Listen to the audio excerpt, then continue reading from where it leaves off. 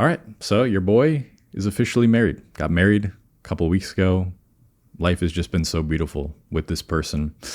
And what isn't very beautiful is some of the advice I see on TikTok and other social media platforms. I want to break down some of the worst social media relationship advice and how you can break out of that bad advice, how it's conditioned us to look for the wrong things in relationships, and what you can do about it. So let's go over those 5 pieces of advice. So let's start with the first one, which is if they wanted to, they would. Yes, if somebody wanted to do the thing that you want them to do, then they would without you asking, right? Well, here's the thing. Here's the lesson I try to reiterate in a lot of my videos, is that we all grew up very differently. The way in which we saw love expressed first, which was through probably our parents, is the way we're going to assume people know how to express love or how they should express love, especially if your parents had a good relationship. If not, then you might have learned from the media, some TV show, movies, whatever. People assume that they are expressing the correct love for you that you need. And maybe that is one of the 5 types of love languages. So let's say they're really good at giving affirmations. They're very good at speaking how much they adore you and love you. And they really express through their words how much you mean to them. But your love language could be physical touch. And maybe that person has grown up in an environment where they didn't get love through physical touch. Maybe their family wasn't the very touchy type. They didn't hug a lot. They just didn't have that sort of relationship with their parents or their caregivers or anyone they were close with. And now you're assuming, if they wanted to actually hug me, if they actually did care about me, then they would hug me. They would show me more physical affection. But they don't fully understand that type of love yet, because that's not how they grew up. And so when you just assume that someone's going to know how you like to be loved and what exactly makes you feel loved, then you will always be a little dissatisfied with your partner. You have to communicate your wants and needs before assuming that they don't love you enough because they don't know what to do in order to make you feel loved. Sometimes by chance, you meet somebody who is the best at expressing the love language you want to receive from them, but that's not always going to be the case. And if you rely only on that, on someone just assuming they know, then you are greatly reducing your opportunities for creating love, because there's only so many people that are going to be able to express the love you want without you communicating it first. So if they wanted to, they would. There's nuance behind that, and it's absolutely not always the case. It is the case that if you want the love that makes you feel loved, you have to communicate those wants and needs in a very mature way, like I always say. So, for example, you could say something like, hey, I have learned over the years that physical touch is really important to me. That if my partner is not making an effort to be close to me when we're together, holding hands, just putting a hand on my shoulder, hugging more often, then I don't really feel loved as much as I know that you probably love me. It doesn't feel that way. And this is a need of mine in order to feel safe in a relationship. So I would really like you to work on that. And maybe I'm referencing, if you've already tried to communicate multiple times, over and over, what you want and need, what makes you feel loved, and they're still not putting in the effort, well, then that is valid for you to have the feelings of wanting to distance yourself from them or potentially end the relationship. But sometimes it takes repeated effort, repeated communication until they finally get it. And that's something else you gotta understand and be patient with a little bit, up to a point. The next common myth that TikTok or whatever social media might paint is a healthy relationship should never be hard. I actually saw an Instagram reel that said exactly this. Like, what's your hottest relationship take? relationships shouldn't be hard. If they're hard, you're with the wrong person. Not in my case, not in my experience at all. Relationships are when you expose yourself to somebody. It's when someone gets the closest to you. It's when somebody knows your vulnerabilities and insecurities and flaws and weaknesses without you being able to run or hide, because they are so much closer to the real you, to what's within your mind that you keep silent when you're with other people. And naturally, that's going to bring out some nasty versions of yourself that you would have hoped to keep down within the crevices of your soul forever. Therefore, you're going to have some issues because your partner, and this is going to relate to a later point in the video, your partner is probably going to trigger you in some way. Your partner's going to bring up some sort of past trauma or history accidentally, and it is really going to hurt you, and that's going to be really difficult to work through and communicate, and you have to grow past those insecurities you have and allow your partner to see you fully, and that is really difficult at the start, especially if you've had partners in the past where you've maybe shown a bit of a vulnerability or insecurity before, and they've gotten turned off by that. I think this is especially true of men in relationships with really immature, unable to communicate or emotionally regulate women. When they see men producing some sort of weakness, they might get a little turned off and step back from that and be like, yeah, I don't want to deal with this. I don't want to deal with this man. And so if that's your experience in relationships up until this point, it's going to be really hard for you to not just get super defensive the next time you're in a relationship or developing one and somebody triggers those same insecurities again. You might just want to go and run and hide because you know what happened last time. But the right person will be willing to listen and hear you out, hear why you are the way you are, and getting to a point of understanding another person and why they do things that might piss you off a little bit, that they don't even think about because it's just who they are and that's how they've always been doing this kind of thing, initially is going to be really difficult. And you're going to have to work through those struggles together. And through those struggles is really when deep, deep bonds start to form. Another one we hear on social media and TikTok, I've made basically a whole video on this before on my main channel, is all men are trash, all men cheat, all women are trash, all women cheat. It's pure projection. When you find yourself in a couple relationships where you have a partner that cheats, like I have in the past, I've experienced infidelity against me. I had my first girlfriend, she cheated on me multiple times. And then my second girlfriend, we had this big debacle. I don't want to get into it because I respect her and I respect her privacy. But basically, those experiences really got me down a red pill rabbit hole. And I started viewing most women as untrustworthy. And it took a long time, especially because I was viewing social media so much, TikTok telling me, promoting the most abrasive, negative things about relationships, like the algorithm is kind of designed to do. The algorithm is reflecting our worst aspects of humanity sometimes, the things that are most triggering to us, that keep us the most engaged, and therefore it's going to promote promiscuity and these street interviews where it seems like women or men are these terrible creatures who just cheat and you can't trust anyone anymore.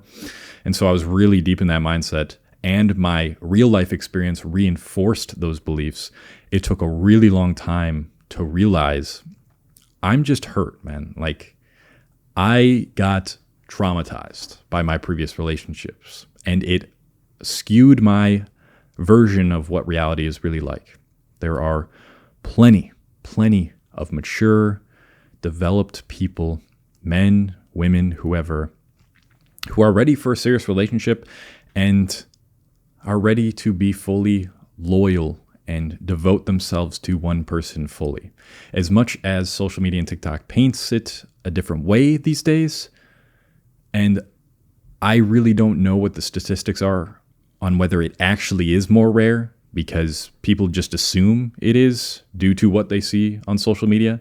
And if you're spending so much time on social media, that's going to reflect into your reality and you're going to just assume. But there still are, even if it was the case that more people are cheating these days, there are so many incredible potential partners out there. Don't let social media make you think otherwise. Personal pet peeve one of mine is never settle.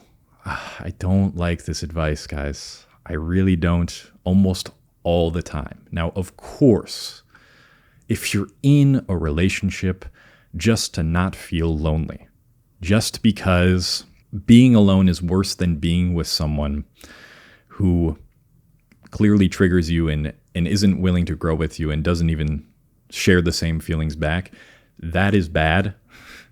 And if you're just settling to be in a relationship that does not fulfill you or make you happy or bring out a better version of you, then the advice never settle applies. But that's not really what people mean anymore when they say never settle. What never settle means now, due to the filtration system of social media, is don't settle for anyone less than perfect, basically. You will never be able to find a partner that 100% fits what you're looking for. And a lot of social media has created this illusion that that is possible, because we see people who are very physically attractive, for one, and that kind of raises all of our standards, both men and women, as to who is attractive, who isn't, because naturally, if your brain is viewing pictures of only the hottest people, then people in real life who don't actually look like that most of the time, like the average person, is going to appear ugly to you. And you're also more so only going to view someone based on their physical attractiveness. So that's the first layer of it. The second layer is how you see the other flaws and how we now highlight them as red flags, like the littlest thing a guy or a girl does, red flag. Here are 10 red flags you should look for in a guy. Here are 10 red flags you should look for in a girl. Does he leave the seat up? That's a red flag. Does she go out with her friends every once in a while? Red flag. That's not wifey, bro. I've said that exact same thing before in a video. Yeah, those types of things, those minor flaws, which could have been minor flaws in the past, but now aren't, like any little thing you see as wrong. And I understand, like, if you want a partner who doesn't go out on the weekends and that is non-negotiable for you, that makes sense. I'm not trying to like say you're a weirdo if you think that way. But if that isn't a deal breaker for you and you are just painting it as a red flag and seeing it as settling, if they do want to go out every once in a while, just because of what TikTok or social media says, then that is you creating an inaccurate idea of what you think a partner should be, which might be perfection. We are all attuned to expect more from a partner now, I think, and expect our partners to be absolutely perfect because, man, people don't really open up on social media, which has really been bleeding into real life as well. I think there's just a real fear of showing more of a true self and showing flaws and vulnerabilities like I'm talking about, which is the key to developing actual love. And so that brings me to the last point that TikTok and social media perpetuate, which is you don't have to change for anyone.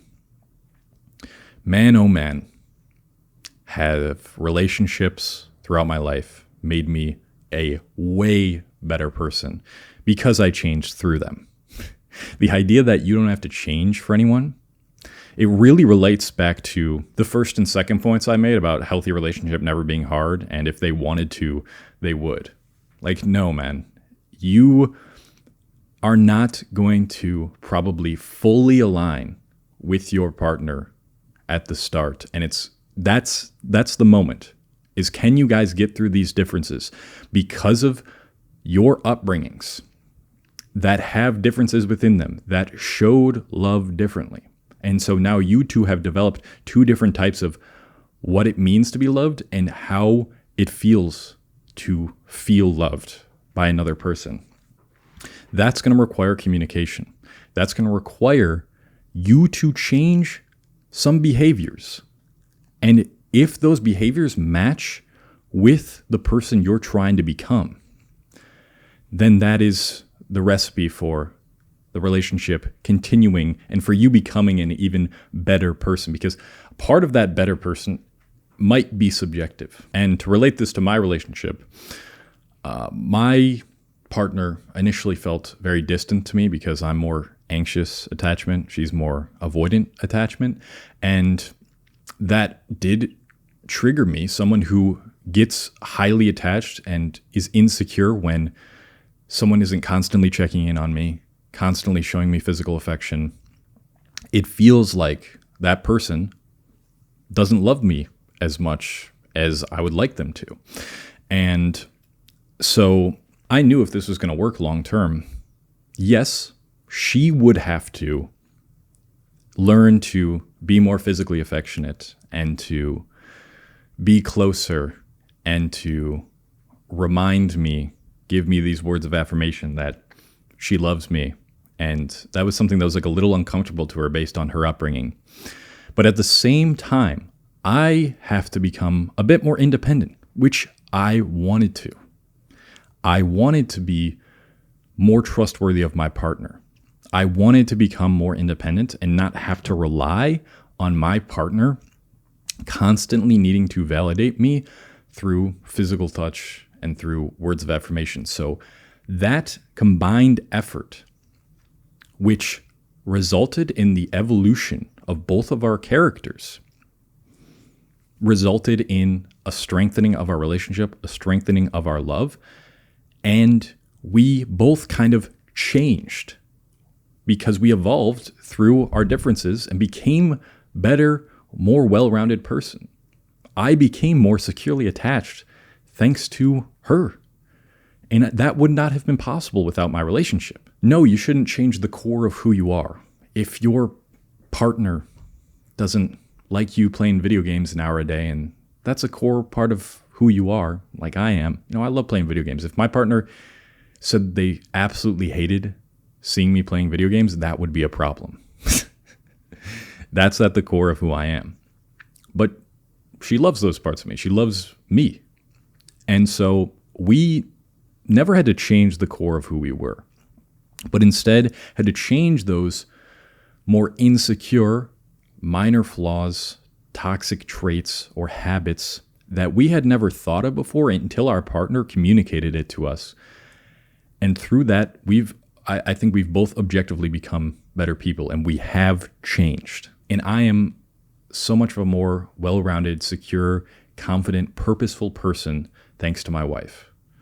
And that's why we got to this point. I'm in the middle of writing my first ever novel, which is about a 20-something-year-old boy who goes through this very tragic loss. And through that loss, he develops the ability to see into a parallel reality. And in that parallel reality, he's going to search for what he lost. It's a really fun book that I'm writing. It ties into philosophy, self-improvement, sci-fi. So if you like that type of stuff, you'll probably like the novel. If you want to get updates while I'm writing it, I update my newsletter every week. And if you want to subscribe to that newsletter, the link is in the description. I also meet in a video call with a group of really ambitious people every weekend in my self-mastery school, where there's also courses that you can take to get to better know yourself and develop yourself more so that you can have these types of conversations and get to the point where you meet someone emotionally mature, perhaps, to develop a long-term relationship with. So if you want to check out that community, the link is in the description as well. And thank you for watching.